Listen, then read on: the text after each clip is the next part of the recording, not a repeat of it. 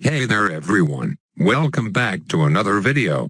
As I said in the last one, I'm pretty much out of any original ideas, so the plan for this is just to play some random trio in BFB Coliseum while I go off on a tangent about other topics, which if you see the title will be all about grinding today.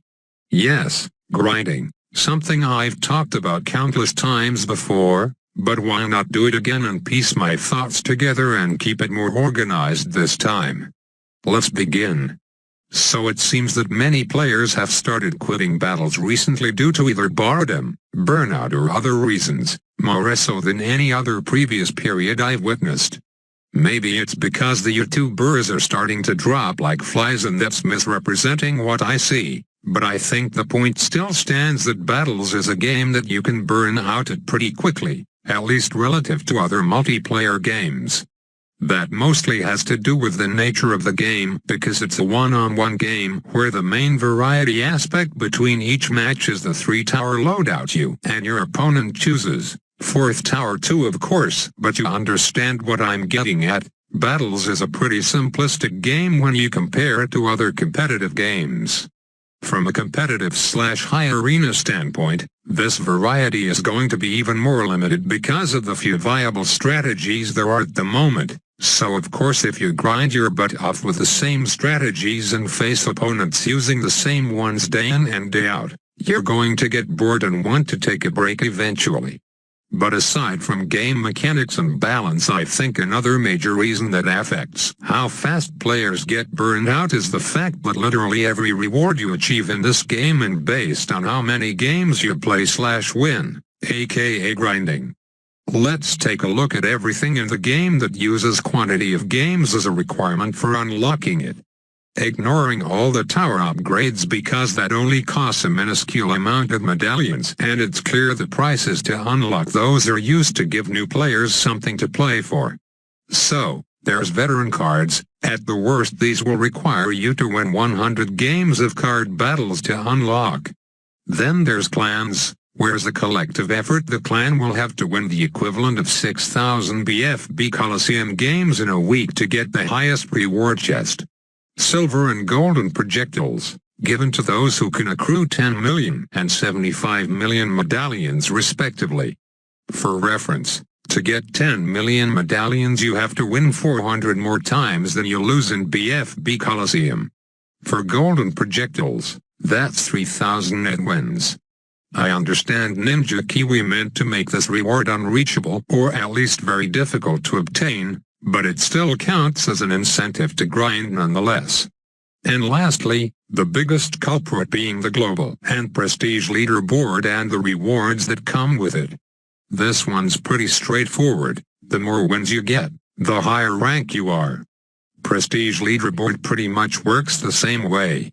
I actually don't think the prestige leaderboards were a bad addition to the game if that's the message you were getting. In fact, the mechanic of ranking people based on wins minus losses is not a bad way of determining skill. But the reason it doesn't work in battles right now is because matchmaking doesn't care if you're facing a 55% win rate scrub in Coliseum or the Legend 27, all wins and losses mean the same no matter who your opponent is. Add that on top of the fact that winning games will only marginally affect the skill of the opponents you're up against. A lot of the time it seems matchmaking will put you up against anyone who queued up the same time as you. Note I'm only talking about high-level arenas in this case cause there aren't enough active people at once up there. In lower-level arenas it's very common you'll get paired with similar-level players. So all this means is instead of the prestige leaderboard being about 100% skill, it's closer to 50% skill and 50% on the quantity of games you play because of how matchmaking is set up to not give a shit and not adjust the rewards based on who you play against. I know I've given this example before, but let me just give it again to show you the flaws of the current leaderboard. Say you have two good players who both average a 75% win rate in the highest arena. Player A plays a respectable 60 games over the 2-week period and wins 45 and loses 15. Player B doubles the amount of games over that same span and thus wins 90 and loses 30. Yet even though both players are equally skilled, player B will appear way higher over A in the leaderboard simply because he played twice the amount of games. For reference, in the current leaderboard I snapshotted this would be the difference between 10th place and 38th place. Let's add player C into the mix for the hell of it.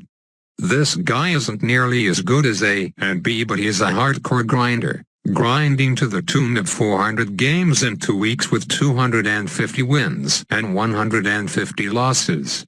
So thus he has 100 net wins and will appear much higher on the boards than the other guys despite playing worse, 4th place to be exact.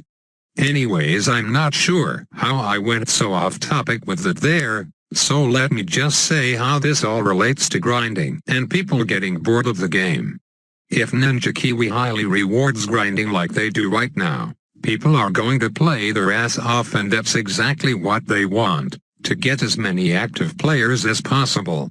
But the downside to this is you burn out people even faster, so it's possible this method doesn't even get more active players in the long run if it means more people are going to be quitting the game. I'm sure if someone played more games than they were used to playing over the course of a week to grind for clan rewards, they'll probably have a bit of rest right after and play less than they usually do, unless they're a balloons addict of course.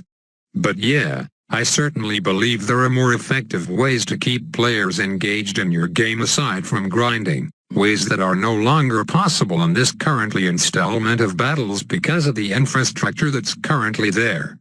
With the arena system that was put in place years ago, they'd have to make some major reworks to it or remove completely if they wanted to add an actual MMR system. The Prestige update pretty much sealed the deal on that happening though. It's like trying to build a mall in a giant residential area when the only way to do so is by tearing down the currently existing plaza, because that's the only place where land is available. So now that we've established there's nothing Ninja Kiwi can do to solve the grinding problem in this game, let's talk about what I want to see in the second installment of battles if and when it happens. It's going to be a long wait, I'll tell you that. One obvious possible fix would be to get rid of that current matchmaking and arena system that takes into account win-loss ratio, medallions and whatnot, and replace it with a single queue with some sort of hidden MMR system that a lot of the big games already have in place. I don't even mind waiting a lot longer in queue if it means it ensures a match versus an equally skilled opponent and ranks players accordingly.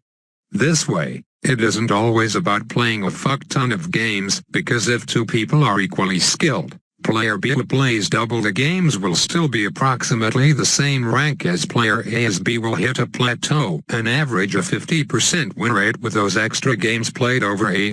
Hope that makes sense. I can elaborate further in the comments if needed. Alternatively, if they want to keep queue times the same, simply grant more points/MMR for a win if you play against someone ranked higher than you and vice versa. Personally, I would go for this one. There's a more detailed document mostly made by Candy and Tyler about such a system, so that's about all I will say there. So to sum everything up, grinding is prevalent in pretty much every game, but it stands out especially in battles because Ninja Kiwi incentivizes you to play the game excessively in order to unlock many features, as well as centering every leaderboard around quantity. And that leads to quicker boredom of the game, at least I would presume that to be the case. Let me know your thoughts below. I'm going to end this video off with a couple of announcements.